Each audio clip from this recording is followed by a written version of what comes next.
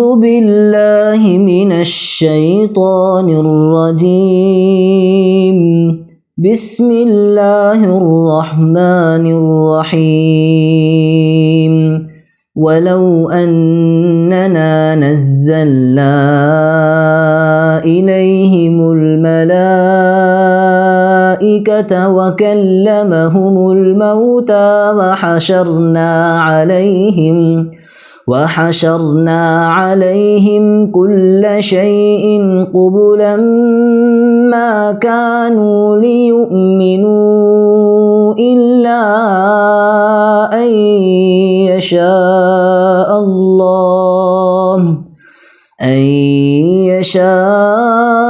الله ولكن أكثرهم يجهلون نحمدہ ونصلی علی رسولہ الکریم اما بعد۔ خواتین و حضرات، جز نمبر 8 کا خلاصہ سماعت فرمائیں۔ یہ جز دراصل انسان کی اس انٹرنل کیفیت پر گفتگو سے آغاز کرتا ہے جہاں علم اور دلیل موجود ہونے کے باوجود ایمان پیدا نہیں ہوتا۔ صاف لفظوں میں کہا جانا ہے تو یہ کہہ سکتے ہیں کہ کچھ لوگ ایسے ہوتے ہیں جن کی انا اس حد تک سخت ہو چکی ہوتی ہے کہ اگر ان کے سامنے آسمان سے فرشتے بھی اتر آئیں، اگر مردے زندہ ہو کر ان سے باتیں کرنے لگیں، تب بھی وہ ایمان لانے والے نہیں ہوں گے۔ اسی پس منظر میں یہ حقیقت واضح کی گئی کہ ہر نبی کے مقابلے میں جن و انس کے شیاطین کھڑے ہو جاتے ہیں۔ یہ دشمنی محض جذباتی نہیں ہوتی بلکہ باقاعدہ فکری اور سماجی محاذ پر لڑی جاتی ہے، اور پھر اس کا ایک سیاسی ڈائمنشن بھی پیدا ہو جاتا ہے۔ یہ بھی واضح کیا گیا کہ انکار کی قیادت ہمیشہ عام لوگ نہیں کرتے، بلکہ ہر بستی میں اس کے پیچھے وہاں کے بڑے مجرم اور با اثر طبقات ہوتے ہیں جو اپنے اقتدار، انا اور مفاد کے تحفظ کے لیے انبیاء کے خلاف سازشیں کرتے رہے اور عوام کو یہ باور کراتے رہے کہ حق کی دعوت، اس کی زد مذہبی روایات پر پڑتی ہے اور اپنی روایات کا تحفظ ان کا کام ہے۔ یوں یہ جز انسان کو متنبع کرتا ہے کہ باطل اکثر دلیل سے نہیں بلکہ طاقت اور اثر و رسوخ سے اپنا دفاع کرنا چاہتا ہے۔ اس کے مقابلے میں قرآن ایک نہایت گہری نفسیاتی حقیقت بیان کرتا ہے کہ اللہ جسے ہدایت دینا چاہتا ہے اس کا سینہ اسلام کے لیے کھول دیتا ہے، اس کے اندر وسعت اور سکون پیدا ہو جاتا ہے، اور جو گمراہی کا راستہ اختیار کرنا چاہتا ہے اس کا دل تنگ ہونے لگتا ہے جیسے وہ زبردستی آسمان کی طرف چڑھ رہا ہو۔ یوں ہدایت اور گمراہی محض نظری معاملات نہیں رہتے بلکہ اندرونی کیفیات میں ڈھل جاتے ہیں۔ پھر قیامت کا منظر سامنے آتا ہے جہاں جن و انس کے پورے معاشرے سے سوال کیا جائے گا کہ کیا تمہارے پاس رسول نہیں آئے تھے؟ سب اقرار کریں گے کہ آئے تھے، مگر ساتھ ہی یہ تلخ اعتراف بھی کریں گے کہ دنیا کی زندگی نے ہمیں دھوکے میں ڈال دیا۔ اس دن نہ کسی پر الزام چلے گا اور نہ کوئی بیانیہ کام آئے گا، حقیقت خود انسان کی زبان سے ظاہر ہو جائے گی۔ اس جز میں خود ساختہ مشرکانہ نظام پر تنقید کی گئی ہے، خاص طور پر اس وقت کے عربوں کی اس مذہبی شریعت پر جس میں بھگوان کے نام پر نذرانوں اور چڑھاووں کا نظام قائم کر لیا گیا تھا، اور اس کے اصل فائدہ اٹھانے والے یہی مذہبی پیشوا اور سردار ہوا کرتے تھے۔ اس کے مقابلے میں توحید کے ایسے چشم کشا مناظر پیش کیے جاتے ہیں کہ آنکھیں اور دل دونوں کھل جاتے ہیں۔ آسمان، زمین، دن، رات سب ایک خدا کی وحدانیت کی گواہی دیتے ہوئے نظر آتے ہیں۔ پھر الہامی تعلیمات کی 10 بنیادی ہدایات بیان کی جاتی ہیں جو انسان کے انفرادی زندگی سے لے کر سماجی نظام تک ہر سطح پر اخلاقی رہنمائی فراہم کرتی ہیں۔ آخر میں مومن کے عزم اور کمٹمنٹ کا اعلان آتا ہے جس پر ابھی کچھ دیر بعد تفصیل سے ہم گفتگو کریں گے۔ اسی تسلسل میں سورہ اعراف کے آغاز پر تخلیق آدم کا قصہ بیان کیا جاتا ہے۔ جنت میں شیطان کا وسوسہ، اطاعت میں آدم کی لغزش، پھر انسان کو زمین پر بھیج دیا جانا یہ سب دراصل بنی آدم کو یہ یاد دلانے کے لیے ہے کہ شیطان ان کا کھلا ہوا دشمن ہے اور اصل امتحان اطاعت اور ضبط نفس کا ہے۔ پھر آخرت کا ایک ایسا منظر پیش کیا جاتا ہے جو دلوں کو ہلا دیتا ہے۔ جنتی اور جہنمی آمنے سامنے گفتگو کر رہے ہیں۔ اصحاب اعراف دونوں کو پہچانتے ہیں۔ جہنمی اس وقت شدت سے محسوس کریں گے کہ جن لوگوں کو وہ دنیا میں حقیر سمجھتے تھے، جن کا مذاق اڑاتے تھے، آج وہی لوگ کامیاب ہو کر ان سے آگے نکل چکے۔ یہ منظر دراصل غرور کے انجام کو آشکارا کر دیتا ہے۔ آخر میں انبیاء اور ان کی قوموں کے قصے بیان کیے جاتے ہیں، قوم نوح، قوم عاد، قوم سمود۔ ہر قصے میں یہ پیغام گونجتا ہے کہ جنہوں نے علم اور تنبیہ کے بعد بھی انکار کی روش اختیار کی، وہ آخرکار عذاب کی گرفت میں آ گئے اور تاریخ سے اور صفحہ ہستی سے مٹا دیے گئے، اور جنہوں نے انا کو توڑ کر حق کو قبول کیا وہ سرخرو ٹھہرے۔ خواتین و حضرات، اب ہم قرآن کا مطلوب انسان قرآن کے آئینے میں تلاش کریں گے۔ 3 نمایاں خوبیاں تلاش کریں گے اور 3 ایسی صفات تلاش کریں گے جن سے بچنا چاہیے۔ نمبر 1، اخلاقی جرأت۔ حق واضح ہو تو دھمکی یا اکثریت کے خوف کے باوجود اس پر قائم رہنا۔ نمبر 2، اللہ پر حقیقی توکل۔ کامیابی کو اپنی مہارت کا نہیں بلکہ اللہ کی مدد کا نتیجہ سمجھنا۔ نمبر 3، اجتماعی نظم اور اطاعت۔ اختلاف کو انا کا مسئلہ بنانے کے بجائے نظم کے تابع رکھنا چاہیے۔ قرآن کا ناپسندیدہ انسان کون ہے؟ نمبر 1، تکبر اور طاقت کا غرور۔ اکثریت، دولت یا اثر و رسوخ کو حق کا معیار بنا لینا۔ نمبر 2، مشروط اطاعت۔ جب فائدہ ہو تو ماننا، جب قربانی درکار ہو تو پیچھے ہٹ جانا۔ نمبر 3، دباؤ میں اخلاقی انتشار۔ اندرونی انتشار جو بیرونی شکست کا سبب بنتا ہے۔ اس پر اس جز کا خلاصہ ختم ہوا۔ اب ہم سورہ انعام کی آیات 161 سے 164 کا تفصیلی مطالعہ کریں گے۔ پہلے آیتیں اور اس کا ترجمہ سن لیں۔ اعوذ باللہ من الشیطان الرجیم، بسم اللہ الرحمن الرحیم۔ قل اننی ہدانی ربی الی صراط مستقیم دینا قیما ملت ابراہیم حنیفا وما کان من المشرکین قل ان صلاتی ونسکی ومحیای ومماتی للہ رب العالمین لا شریک لہ وبذلک امرت وانا اول المسلمین قل اغیر اللہ ابغی ربا وہو رب کل شیء ولا تکسب کل نفس الا علیہا ولا تزر وازرۃ وزر اخری ثم الی ربکم مرجعکم فینبئکم بما کنتم فیہ تختلفون۔ اے محمد صلی اللہ علیہ وسلم، کہو میرے رب نے بالیقین مجھے سیدھا راستہ دکھا دیا ہے، بالکل ٹھیک دین جس میں کوئی ٹیڑھ نہیں، ابراہیم علیہ السلام کا طریقہ جسے یکسو ہو کر اس نے اختیار کیا تھا اور وہ مشرکوں میں سے نہ تھا۔ کہو میری نماز، میرے تمام مراسم عبودیت، میرا جینا، میرا مرنا، سب کچھ اللہ رب العالمین کے لیے ہے جس کا کوئی شریک نہیں، اسی کا مجھے حکم دیا گیا ہے اور سب سے پہلے سر اطاعت جھکانے والا میں ہوں۔ کہو کہ کیا میں اللہ کے سوا کوئی اور رب تلاش کروں، حالانکہ وہی ہر چیز کا رب ہے۔ ہر شخص جو کچھ کماتا ہے اس کا ذمہ دار وہ خود ہے، کوئی بوجھ اٹھانے والا دوسرے کا بوجھ نہیں اٹھاتا۔ پھر تم سب کو اپنے رب کی طرف پلٹنا ہے، اس وقت وہ تمہارے اختلافات کی حقیقت تم پر کھول دے گا۔ خواتین و حضرات، ان آیتوں کے ترجمے سے ہی پتہ چلتا ہے کہ قرآن صرف عقائد، عبادات اور اخلاق کی بات نہیں کرتا بلکہ پوری زندگی کی سمت متعین کرتا ہے۔ وہ انسان کی فکری ساخت کو بدلتا ہے، نفسیات کو متوازن کرتا ہے اور عملی زندگی کو ایک منظم سانچے میں ڈھالتا ہے۔ انہی 3 چیزوں سے انسان کی شخصیت بنتی ہے: تھاٹس، ایموشنز اینڈ ایکشنز۔ یہ اس لیے کہ قرآن کا اصل مخاطب انسان ہے، مگر ایسا انسان نہیں جو حالات کے بہاؤ میں بہتا رہے، بلکہ وہ انسان جو شعور کے ساتھ ذمہ دارانہ زندگی بسر کرے، جو مقصدیت سے بھرپور ہو۔ بے مقصد زندگی اسلام کی تعلیم نہیں ہے۔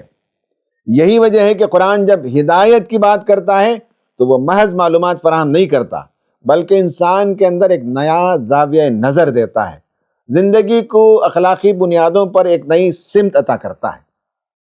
اب ہم جن آیتوں کا مطالعہ کر رہے ہیں، یہ آیتیں قرآن کے مطلوب انسان کا ایک جامع خاکہ پیش کرتی ہیں۔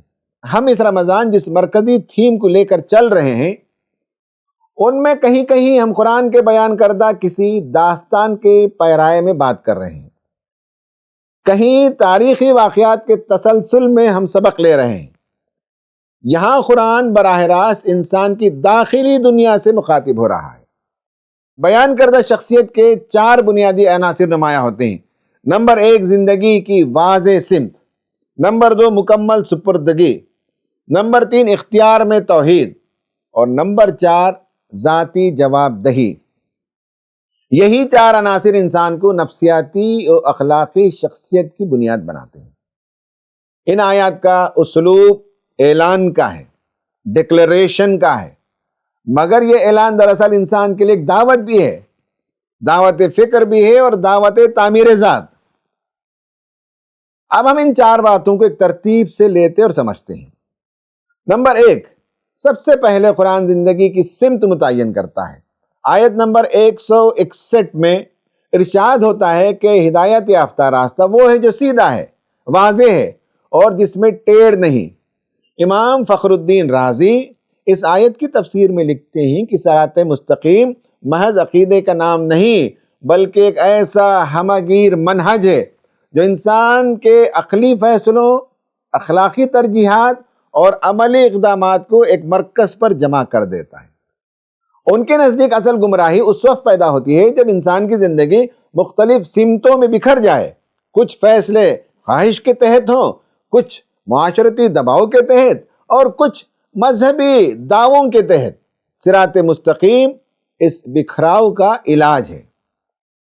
زمخشری اپنی تفسیر کشاف میں اس نقطے کو مزید واضح کرتے ہیں کہ اس آیت میں ہدایت کو ایک واضح راستے کے طور پر پیش کیا گیا تاکہ انسان کسی ابہام یا ذہنی تذبذب میں نہ رہے۔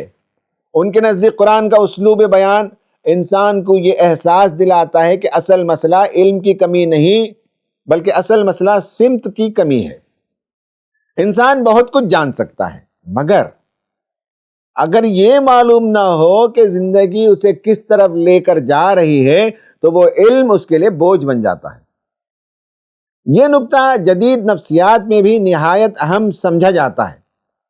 وجودی نفسیات کے ماہرین کے مطابق انسان کی سب سے بڑی اندرونی پریشانی میننگ کرائسس ہے، یعنی زندگی کے مقصد کا واضح نہ ہونا۔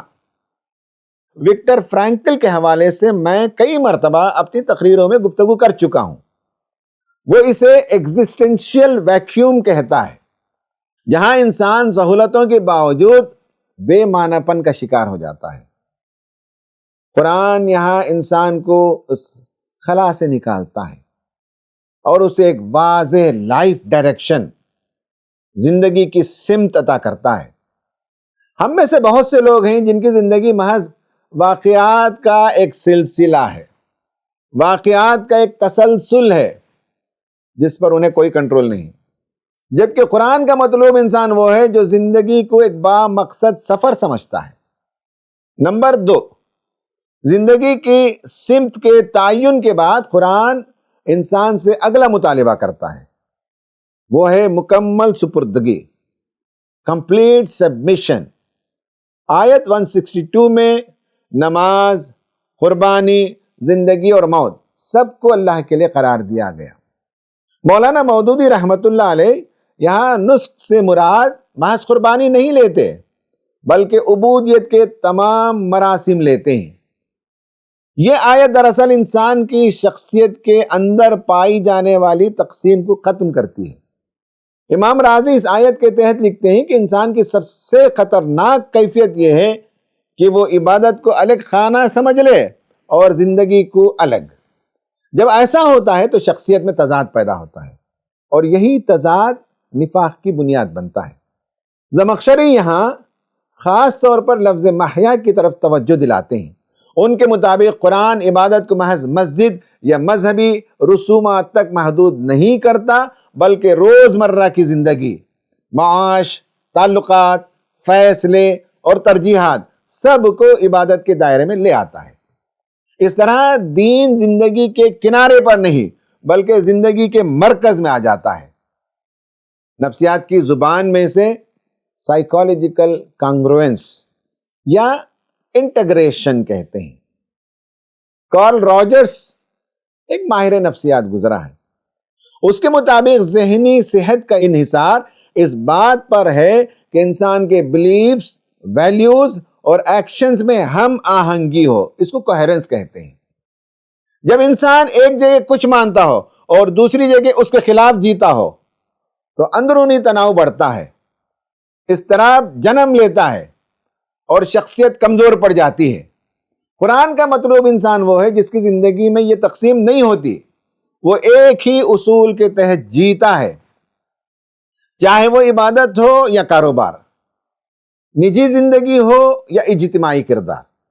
نمبر 3، اس مکمل سپردگی کے بعد قرآن انسان کے اختیار کے مسئلے کو چھیڑتا ہے، اتھارٹی کے مسئلے کو چھیڑتا ہے۔ آیت 163 میں واضح کیا گیا کہ اللہ کا کوئی شریک نہیں اور اسی کے لیے سپردگی ہے۔ امام رازی یہاں نہایت باریک نکتہ بیان کرتے ہیں کہ شرک صرف بتوں کا نہیں ہوتا، بلکہ کبھی انسان اپنی خواہش، اپنی انا یا اپنی طاقت کو بھی شریک بنا لیتا ہے۔ جب انسان خود کو الٹیمیٹ اتھارٹی سمجھنے لگتا ہے تو وہ عملی طور پر توحید سے ہٹ جاتا ہے، چاہے زبان سے کچھ بھی کہے۔ زمخشری اس آیت کو اعلان بندگی کہتے ہیں۔ ان کے نزدیک یہ آیت انسان کو اس کی حد یاد دلاتی ہے، اس کو جو اختیار دیا گیا وہ یاد دلاتی ہے، اور معلوم ہونا چاہیے کہ جو اختیار اسے دیا گیا ہے وہ مطلق نہیں ہے، جو طاقت ملی ہے اس کے ساتھ جواب دہی ہے۔ یہی وہ نقطہ ہے جو انسان کو فرعونیت سے بچاتا ہے۔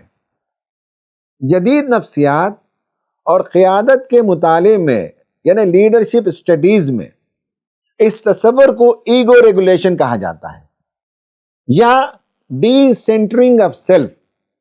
جہاں ہمارا سیلف خود سینٹر ہوتا ہے، اسے ہٹا کر سینٹر میں خدا، اس کی تعلیمات کو مقام دیا جائے۔ اس کے نتیجے میں انسان جو بنتا ہے وہ سرونٹ لیڈرشپ ہے، اور سرونٹ لیڈرشپ آج کی زبان میں ایک نظریہ ہے، ایک اصول ہے، اور کہا جاتا ہے کہ حقیقی لیڈر خود کو مالک نہیں، اتھارٹی نہیں، بلکہ سرونٹ سمجھتا ہے، امین سمجھتا ہے۔ قرآن کا مطلوب انسان وہ ہے جو اختیار پا کر بھی عاجزی اختیار کرتا ہے اور اپنی طاقت کو خدمت اور امانت سمجھتا ہے، استحقاق نہیں، پریویلیج نہیں سمجھتا۔ نمبر 4، آخر میں قرآن انسان کو اس کی ذاتی جواب دہی کا احساس دلاتا ہے۔ آیت 164 میں فرمایا گیا کہ کوئی جان دوسرے کا بوجھ نہیں اٹھائے گی۔ امام رازی اس آیت کی تفسیر میں لکھتے ہیں کہ یہ اصول اجتماعی جبر اور نسبی غرور دونوں کو ختم کر دیتا ہے۔ کوئی خاندان، کوئی قوم، کوئی جماعت کسی فرد کی نجات کی ضامن نہیں ہو سکتی۔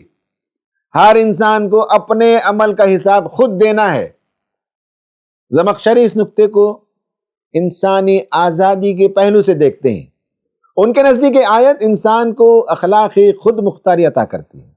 وہ نہ مجبور ہے، نہ محض حالات کا شکار، بلکہ ایک مورل ایجنٹ ہے جو انتخاب کرتا ہے اور اس کے نتائج کا ذمہ دار ہوتا ہے۔ نفسیات میں اسے انٹرنل لوکس آف کنٹرول کہا جاتا ہے، یعنی ہم جو کچھ عمل کرتے ہیں اس کا کنٹرول اسٹیشن کہاں ہے۔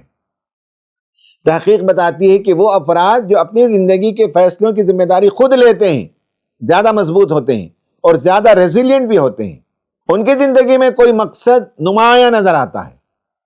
قرآن کا مطلوب انسان وہ ہے جو وکٹم مینٹیلٹی میں جینے کی بجائے خود احتسابی اور ذاتی اصلاح کا راستہ اختیار کرتا ہے.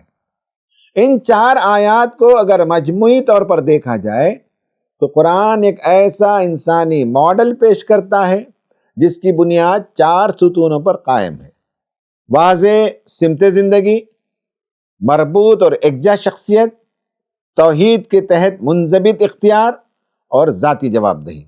ایسا انسان نہ صرف دیندار ہوتا ہے بلکہ نفسیاتی طور پر متوازن ہوتا ہے، اخلاقی طور پر مضبوط ہوتا ہے اور سماجی طور پر ذمہ دار بھی ہوتا ہے.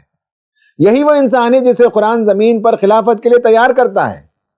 ایسا انسان جو نعمت پا کر سرکش نہ ہو، اختیار پا کر مغرور نہ ہو اور علم پا کر گمراہ نہ ہو. یہی قرآن کا مطلوب انسان ہے اور یہی سورہ انعام کی ان آیات کا اصل پیغام ہے. ناظرین، ابھی ہم نے جو مضامین بیان کیے اس کے نفسیاتی پہلو پر تھوڑی روشنی ڈالیں گے، تھوڑا سا گہرائی سے اور مطالعہ کریں گے تاکہ ہمارے سامعین خود اپنی زندگیوں کا جائزہ لیں اور رمضان کے بعد اپنی ذات کو ایک تعمیری شخصیت میں ڈھالیں. پہلا پلر میں نے بتایا تھا وہ ہے سمت سفر اور زندگی کی معنویت، یعنی یونٹی آف پرپس اور لائف ڈائریکشن. انسان کی نفسیاتی ساخت میں سمت سفر اور زندگی کی معنویت کا تصور ایک بنیادی حیثیت رکھتا ہے. جدید نفسیات کے مطابق انسان محض اسٹیمولس ریسپانس کی مشین نہیں ہے، یعنی بٹن دبا دیا گیا تو مشین چلی، بٹن بند تو مشین بند، یا کمپیوٹر پروگرامنگ دے دی گئی تو مشین چلنے لگی، کام ختم ہوا تو آٹو آف ہو گیا. بلکہ وہ ایک میننگ سیکنگ بینگ ہے جو اپنی زندگی کو، اس کی کامیابیوں کو، تکالیف اور فیصلوں کو کسی بڑے مقصد کے تحت سمجھنا چاہتا ہے. ایگزسٹنشل سائیکالوجی میں وکٹر فرینکل نے واضح کیا کہ انسان کی بہت سی نفسیاتی بے چینی، انگزائٹی، اضطراب اور اندرونی خلاد دراصل ایگزسٹنشل ویکیوم کا نتیجہ ہوتے ہیں. یعنی اندر سے انسان خالی ہوتا ہے، اندر سے انسان کھوکھلا ہوتا ہے اور اس کے پاس زندگی کے واضح مقصد کا فقدان ہوتا ہے. کوئی واضح مقصد زندگی کا نہیں اور زندگی کا کوئی ڈائریکشن نہیں.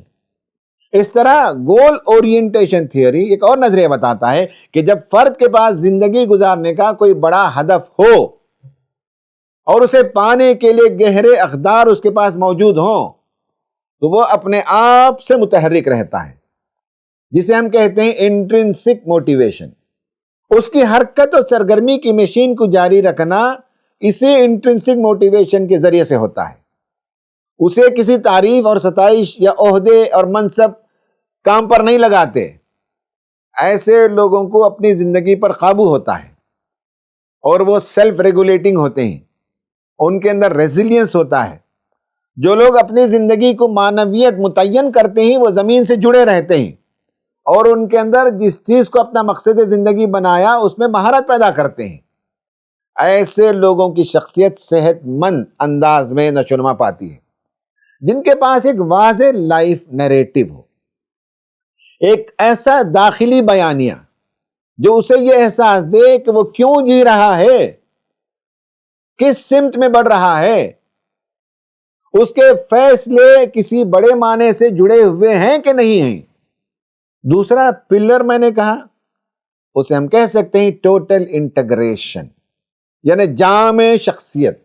اس کے لیے نفسیات میں کانگروئنس کی اصطلاح استعمال ہوتی ہے، جس سے میں نے ابھی بتایا کہ ماہر نفسیات کارل روجرز نے نمایاں کیا تھا.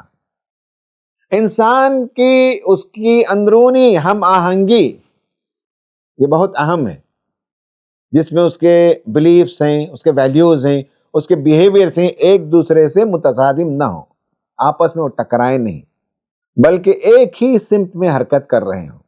ہماری شخصیتوں کے 3 پہلو ہیں: ناظرین، میں چاہوں گا کہ یہاں اطمینان سے سنیں اور اس پوائنٹ پر غور کریں۔